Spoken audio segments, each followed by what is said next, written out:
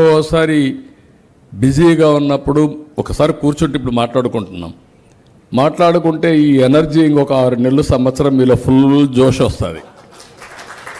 అది నేను మాట్లాడలేదు. 9 నెలలు అయింది. మా ఎమ్మెల్యే ఈ మాత్రం మీటింగ్ పెట్టుండడు అనుకుంటున్నా. పెట్టాడో లేదో నాకు తెలియదు. మా ఎంపీ రావాలంటే మా ఎమ్మెల్యే ఇద్దరు కలవాలి. మళ్ళీ జిల్లా పార్టీ అధ్యక్షుడు ఎప్పుడు వచ్చాడో నాకు తెలియదు ఇక్కడికి. ఇప్పుడు దీంతో ఏమైంది? మంత్రిని పెట్టాం, నువ్వన్నా చేయవయ్యా అని. ఆయన ఎన్ని మీటింగ్లు పెట్టాడో నాకు తెలియదు ఇక్కడ.